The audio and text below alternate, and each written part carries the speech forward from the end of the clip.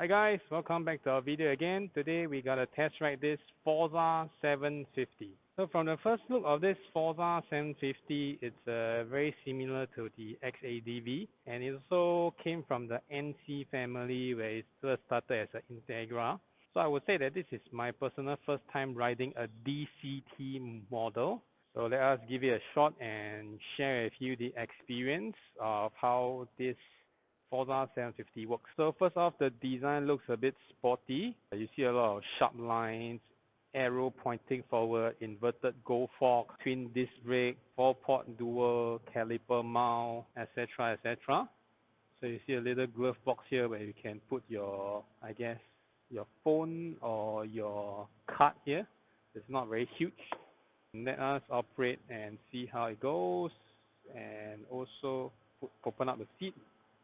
So seat space is pretty huge, where you can fit your full-size helmet, one of them.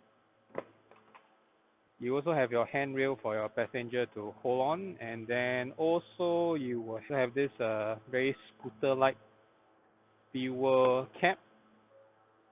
Okay, let's push it down and see how we can hop on it. This range of bike is basically a hybrid between a full motorcycle and also a scooter. So although it has like a space here bridge, I don't think it's easy for you to put your leg over, okay, because this thing is still quite tall. So I guess you should mount it like a regular motorcycle and keep the side stand up. So this is the fancy stuff where you see the full color display here, TFT display, where you see kind of a lot of button here. Seat itself, the seat are white, so my sort of like upper 1/3 of my feet, both feet, can touch the ground.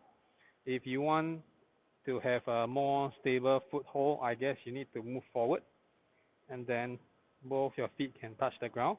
But of course, it's not very comfortable. The ergonomics is there, so also a little hump here where you can have your backrest on it while you're on the right. The windscreen is taller, and also realize that the mirror is actually wider than the handlebar. So in order to squeeze through traffic, I think we have to adjust this inwards. So you can adjust this guy inwards and just adjust the mirror accordingly to your preference, so it becomes like a sort of like aligned with your handlebar to prevent you from hitting into some other vehicle when you're doing lane splitting. So this is the handbrake basically to sort of like prevent it from rolling over, because without the handbrake you can actually roll the bike. Stationary road on flat ground is still okay, but I reckon it's gonna be hard if it's uneven ground because the bike is quite heavy. Okay, let's start the bike here. Okay, so it's on neutral. Okay, you need to engage the D. Okay, so now it's on 1 in order for it to roll off. Okay, let's give it a shot, and we are now in standard mode. Okay, the floorboard is not as huge as I would think it is. You can see maybe 1/3 of my feet is still not fully in the floorboard unless you point your feet inwards like this to step on the full floorboard. So it turns white once you're outdoor, so basically automatic. Oh, it changed gear. So that's kind of interesting. You did nothing and yet you hear the gear shifting sound. It's kind of weird for first timer. There's a lot of learners here, so we gotta be a little bit more patient. Okay, although the bike is heavy, but the center of gravity is pretty low. So if you are riding at like a super snail speed like me right now, you don't really need a lot of balance. You can just one hand operation, just ensure the throttle is there. It won't stall. And the handlebar is also quite light to steer around. Okay. Oh, it changed gear again. You can hear that gear engagement, but obviously we are not doing anything. Down gear.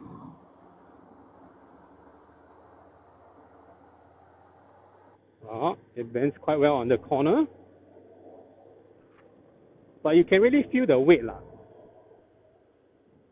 Let's try to hit the hump and see how does the suspension goes. So far so good. It's not bouncy. It's not like super soft either. So I guess it's still a little bit of like a sportier orientated kind of feel. Okay. Oh, actually it changes gear pretty early. So now I'm at gear 3, gear 4. So no problem with one feet on the ground. Pretty safe. Okay. You can also put it further front so to stretch out your legs.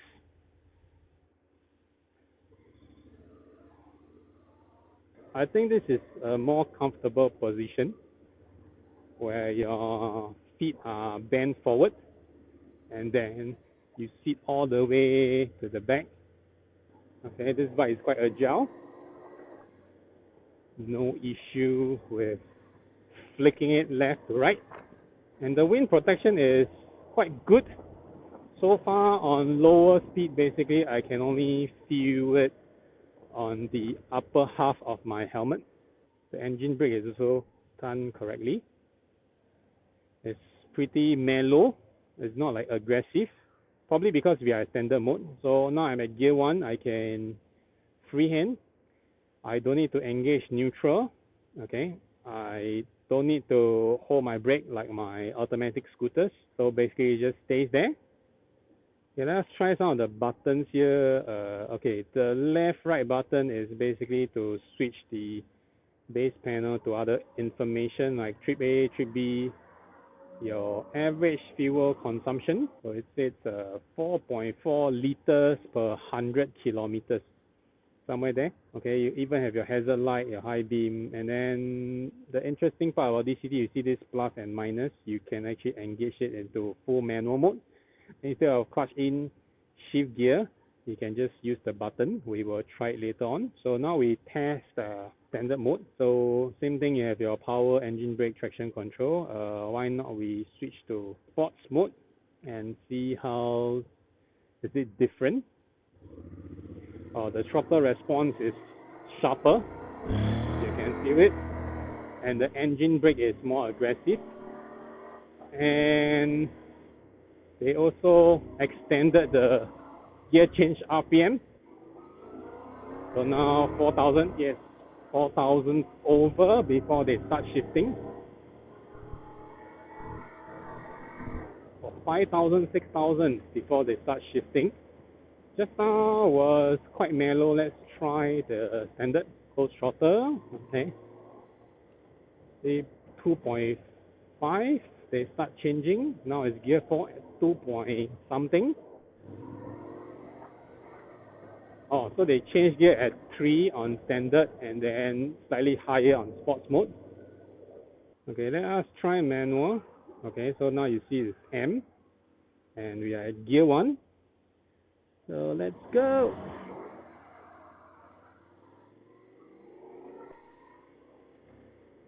Oh, so I can just keep on pressing and the minus sign. Oh, okay, the good thing is it will auto bleed for me when I'm down gear in a very aggressive mode.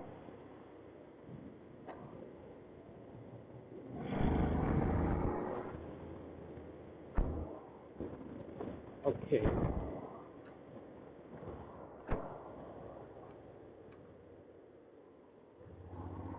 Thank you.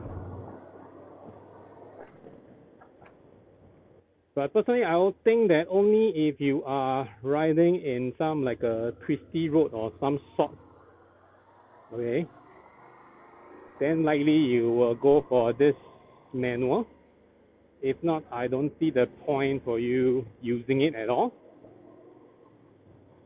Because you pay for the technology to be automated, and why would you want to do manual control? Okay, unless you are looking at very precision operation, usually on the track, or maybe you want to have some fun, else no point. Okay, I think it's because of the cover. You will feel some heat somewhere here. A little bit warm, I would say, not to the extent that you will feel irritated, especially in like cloudy day like this or during the monsoon season. I would guess that this is a added benefit, leg warmer, like the hand grip warmer that the Europeans like. So on a slower traffic, it isn't an issue as long as you don't need to push it with your feet on stationary ground, especially on uneven ground, slope, all this, because the bike is heavy. That's no joke lah. If you need to push the bike using your feet while you're on the bike itself, I would say it's a nightmare, but it's still doable. It's just that it's not the most pleasant riding experience you get if you keep doing it or you are required to do it. Okay, we will try in rain mode and see how it goes. Seems like rain is part and parcel of all Singapore rider. Okay, my experience is usually rain mode has a very non-responsive throttle, so this is to prevent you from twisting the throttle too much and then skid your rear wheel or whatsoever. So I just want to try how gentle this throttle will be in rain mode. Oh, the throttle is pretty responsive in general. Once you twist a little bit, it will register that you have some input and immediately you will feel the power being delivered. While we're waiting for the light, let's talk a little bit about the bike itself. As we mentioned earlier, it's not a scooter per se. It runs on chain instead of belt.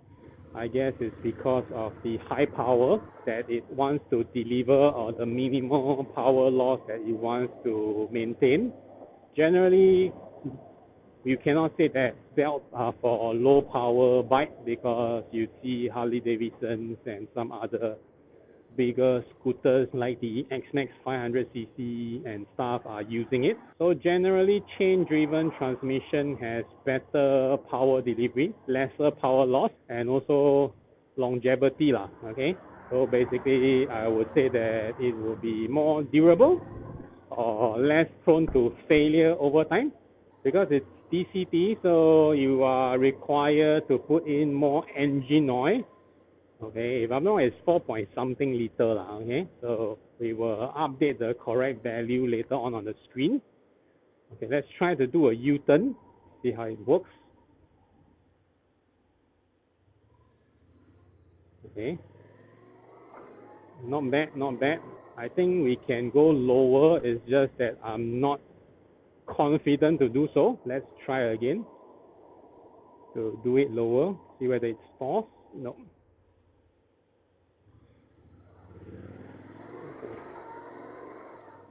Okay, bad habit. I keep using the front brake to slow down, so it's a little bit jittery.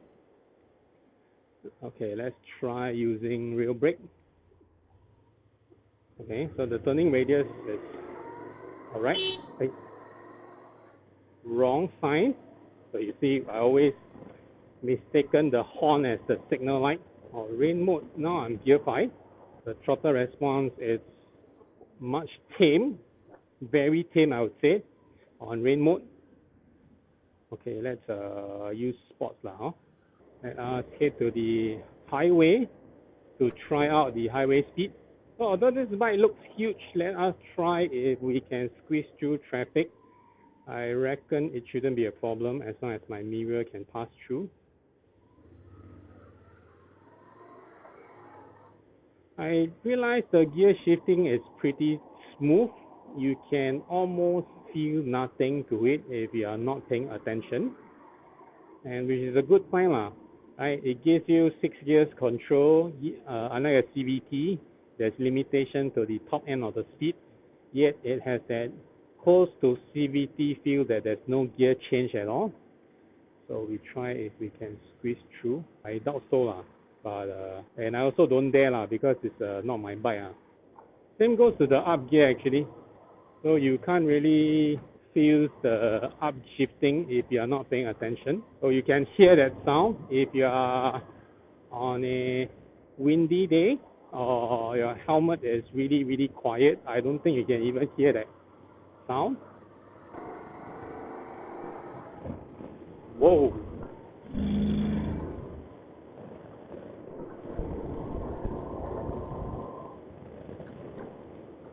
Okay, the brakes are not bad. Okay, the wind protection is really decent. So as per just now what we tried, it's really just on top of the helmet. Okay, you will feel the wind. But other than that, and your hands, okay, probably the cut here. Probably if you're going for a longer journey, you will be wearing gloves, so not really an issue.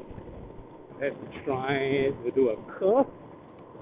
See how well this guy stay on the line. If the brake is good.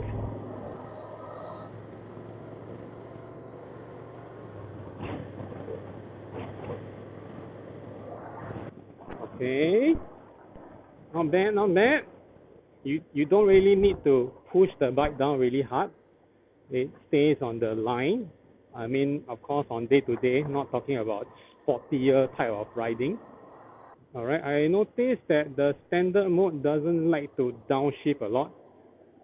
So when you are at a lower speed, they are still maintaining on that higher gear. And once you throttle and increase speed, generally you can feel the jerkiness, the lack of power. After all, they stop traffic, so this area has a little bit of warmness too. So probably because the whole engine is covered up, that definitely affect the airflow. Whoa, whoa, whoa, whoa, whoa. The brake is not bad, very responsive. I would say to its standard for road street use. Okay, this bike has a very V-twin-like of feeling, so it's very punchy. As you can feel that it's throttling off like a horse galloping. Okay, let's see if I am at a downslope. Let's see if I remove my brake, what will happen, or it will roll. I guess that's a very clear-cut answer, but my guess was just because it's engaged on gear 1, it might not roll. So this clearly shows that I'm a noob on DCT. And also the seat is really comfortable, I would say. The curves and the backrest is carved nicely. So your butt actually fits into that groove or that concave area very well. So this is my personal opinion on this Forza 750. It is generally a good bike for a long distance ride. You don't need to be aggressive to maintain it at certain RPM and stuff in order to have the fun out of it. You can ride it slow, you can ride it fast, and of course with the very comfortable sitting position, wind protection and everything, it's definitely not a thing to be written purely for congested and also urban area. It can be done, it's just that it's not its best area because the bike is bigger and it's also hard to use your feet to roll the bike because it's heavy, although it's stable, but it's still heavy. So it's also very hard for you to, squeeze from car to car in between. Ultimately, it's still a class 2 bike which has a certain width that we need to consider. Oh, it's raining. Okay, we need to go back quick before it's too late. Alright guys, we have to cut this review short. Thank you for watching our video. See you on the next video. Bye bye.